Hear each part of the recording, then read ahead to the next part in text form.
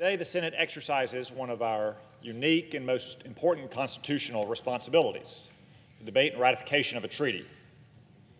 And the NATO accession treaty for Sweden and Finland is the most consequential kind of treaty because it commits America to the mutual defense of another country.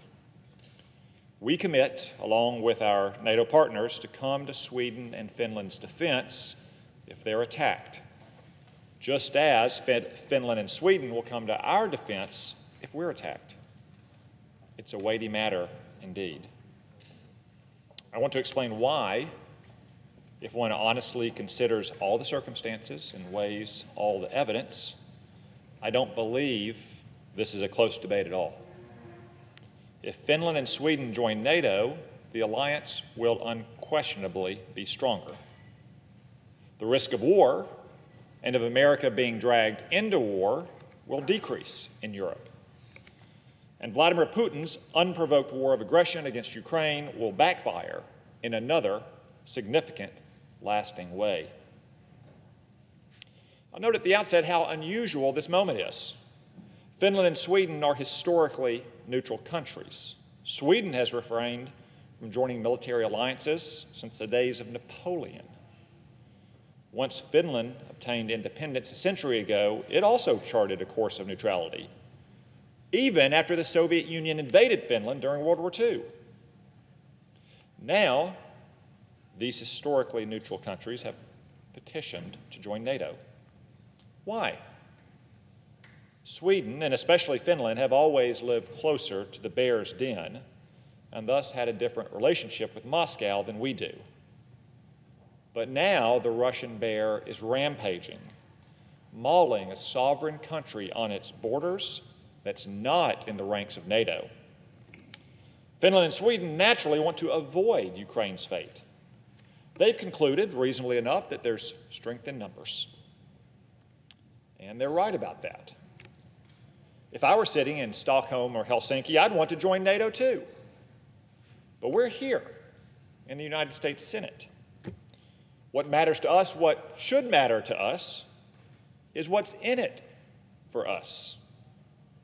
Much as we may esteem the Finns and the Swedes, and we should, they're great people, we need allies who enhance our common defense, not ones who detract from it. Allies who can pull their own weight and then some. Military alliances are not charities. But Finland and Sweden aren't charity cases. They bring into NATO their well-trained and well-equipped militaries, technologically advanced economies, and vital geography. In particular, Finland is a country of warriors with a long and proud tradition, to put it bluntly, of fighting and killing Russian invaders. In 1939, Russia launched an unprovoked war of aggression. Odd how Russia keeps doing that against Finland, what has become known as the Winter War. Few observers gave small Finland a chance, but the outnumbered and outgunned Finns shocked the world, not least Stalin and the Russian communists, by matching the Red Army blow for blow. Ever wonder where the term Molotov cocktail comes from? The Finns gave it to us. What they lacked in anti-tank weapons, they made up in grit and courage. Finnish soldiers rushed Soviet tanks and dropped the bottle bombs inside them. And they named the cocktail after Russia's deceitful foreign minister for good measure. Then there's the legendary sniper, Simo Halha, who killed an estimated 500 Russian soldiers, among the highest number of confirmed sniper kills ever recorded in combat. He entered into the history books better known by his well-earned nickname, White Death, which also happens to be what every Russian general to this day fears from another tangle with the Finns. The Finns also haven't forgotten the lessons of the Winter War. Still today, every adult Finnish man must fulfill a period of national service. Almost all of them choose the military. Finland has a 900,000-man reserve it can draw on in a time of crisis and can field an army of 280,000 when fully mobilized. Finland's reserves are larger than the reserves of France, Germany, and Italy combined. Finland has firepower in addition to manpower. According to scholars at the Foundation for the Defense of Democracies, Finland has one of the strongest artillery forces in Europe, with more rocket launchers and howitzers than France, Germany, or the United Kingdom. It has a strong fleet of fighter jets and plans to buy 64 American-made F-35s by the end of the decade. For its part, Sweden is an economic and industrial powerhouse that will add muscle to the alliance. The Swedish Navy is an effective force with advanced warships and submarines. The Swedish firm Saab produces some of the world's finest fighter aircraft, radar systems, and weapons. In conjunction with the British, the Swedes manufacture the In-Law anti-tank missile, which is second only to the Javelin in killing Russian tanks in Ukraine. I would also add that the Swedish firm Ericsson, along with the Finnish firm Nokia, are among the world's few alternatives to China's Huawei for advanced 5G telecommunications hardware. Finally, I should note that Finland and Sweden, unlike too many of our European allies, are putting their money where their mouths are when it comes to their defense. Following Russia's invasion of Ukraine, Finland boosted defense spending by 70%. And will spend more than 2% of its total economy on its military this year. Sweden is in the middle of doubling its defense spending and plans to reach that 2% goal no later than 2028. For these reasons alone, Finland and Sweden are not only worthy additions to the alliance, but indeed will become two of the strongest members of the alliance from the moment they join. But that's not all. They also add key geographic advantages to our alliance. First, the Swedish island of Gotland is an unsinkable aircraft carrier in the middle of the Baltic Sea, fewer than 200 miles from the Russian exclave and military base in Kaliningrad. He who controls Gotland controls the Baltic, which is why Russia tried to seize Gotland in the 19th century and why Sweden garrisoned the island during the Cold War. In the event of a conflict with Russia, NATO forces on Gotland could prevent the Russian Navy from transiting the Baltic Sea freely or from resupplying Kaliningrad by sea. Gotland-based forces would also make it easier to relieve the Baltic states by sea and air in the event of a Russian invasion. Second, Finland controls the northern shores of the Gulf of Finland, through which Russian ships must pass to reach St. Petersburg, Russia's second largest city. Our NATO ally Estonia already controls the southern coastline of this long and narrow waterway that is not even 30 miles wide at its smallest point. By adding Finland to the alliance, Russian naval operations through the Gulf would become even more difficult. Third, the Danish Straits would also become, in effect, NATO waters. Russia's Baltic fleet must pass through this strategic choke point to get in and out of the Baltic. Denmark, a NATO ally, controls the southern and western portions of the straits. Sweden controls the northern and eastern shores. By adding Sweden to the alliance, we further complicate Russia's naval operations. Fourth, the 800-mile border of Russia and Finland greatly complicates Russia's war planning and defense in the event of conflict. In fact, this border would more than double the amount of border that Russia must defend. Finland will also threaten Russia's major military installations in the Kola Peninsula, where Russia's largest and most advanced naval forces are positioned to break out into the Atlantic and threaten the United States. So aside from their military strength and economic power, Finland and Sweden also allow us to turn the Baltic into a NATO lake, bottle up Russia's Baltic fleet, cut off its isolated military base at Kaliningrad, and expose Russia itself to much greater risk in the event of conflict. All things considered, then, one might contend that Finland and Sweden are the strongest candidates to join NATO since its origin in 1949. We'll soon see that most senators agree when we vote later today.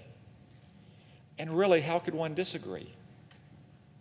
After all, the last countries to join NATO, Montenegro and North Macedonia, were each approved by the Senate with only 2 no votes.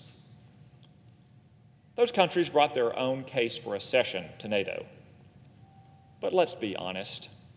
Who can deny the much stronger cases for Finland and Sweden, countries that are far larger, far more capable, and far more strategically situated?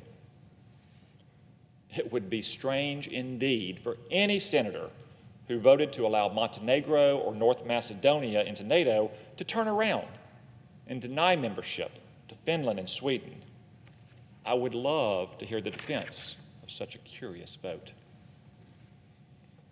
But since some observers have criticized their bid for membership, let me address those arguments now.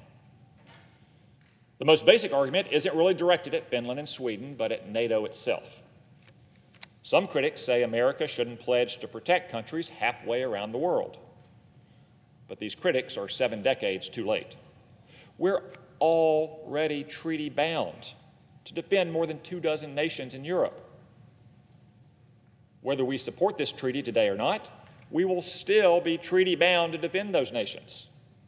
So the real question today is whether adding 2 capable and strong nations to our mutual defense pact will make us stronger or weaker. The evidence I've shared demonstrates that adding Finland and Sweden will indeed make us stronger, more likely to deter Russian aggression, and to defeat Russian aggression should it come. Next, some opponents contend that admitting Finland in particular is a liability because the United States would be committing to the defense of its 800-mile border with Russia. This argument is both alarmist and backwards. It's alarmist because Russia hasn't attacked a NATO member in its more than 70-year history, even as it has attacked many non-NATO countries. Given the Russian army's pitiful performance in Ukraine, they'll be in no shape to break with that record anytime soon.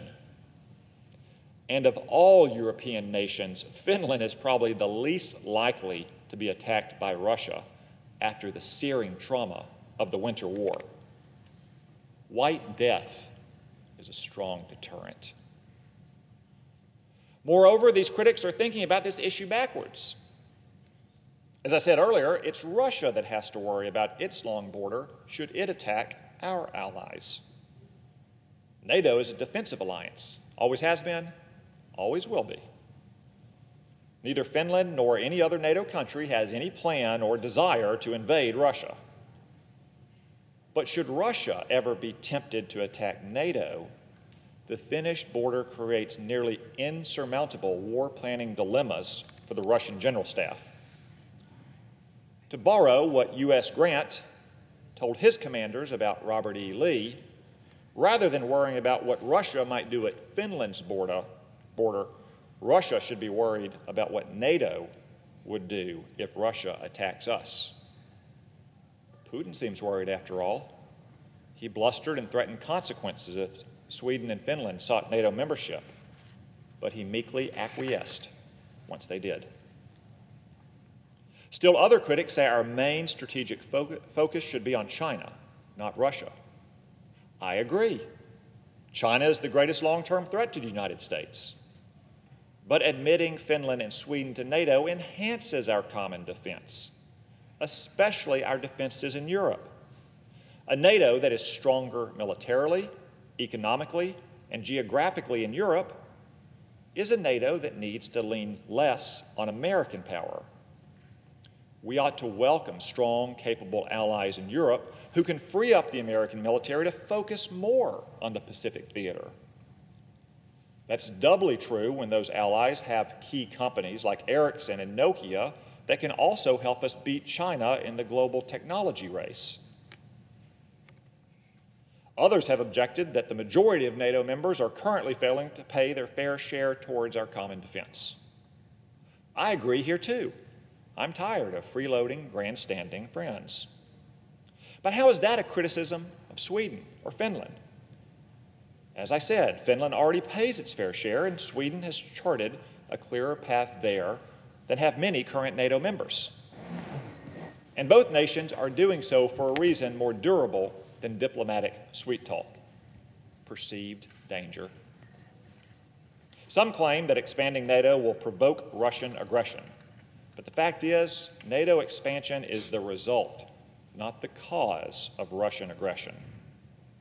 Countries are banging on NATO's door because of Russia's behavior. Indeed, Russian aggression is the cause of today's debate. As I mentioned earlier, Sweden and Finland have long histories of neutrality. Vladimir Putin's violence towards his neighbors has now made that neutrality untenable in their minds. Finally, a few critics of NATO expansion love to quote the words of George Washington's farewell address. It's true, our first president warned against permanent alliances, and he recommended as little political connection as possible with other nations. That advice was well suited for a young, weak republic in 1796. But Washington didn't stop writing where these critics stopped reading. That great statesman foresaw a future when America would gain strength, stand up, and assert itself. Washington continued, "With me, a predominant motive has been to endeavor to gain time to our country to settle and mature its yet recent institutions and to progress without interruption to that degree of strength and consistency which is necessary to give it, humanly speaking, the command of its own fortunes." We have gained, since Washington's time, the command of our own fortunes. One of the pillars of our strength in modern times is our network of allies and partners in the old world. These beachheads and lodgements of freedom help us keep the awful power of modern war at a distance. Finland and Sweden are two such nations. They have asked to join our mutual defense alliance, and they are worthy partners. I urge my colleagues to grant their request, ratify this treaty, and welcome 2 more strong beachheads and lodgements into the North Atlantic Treaty Organization. Yield the floor.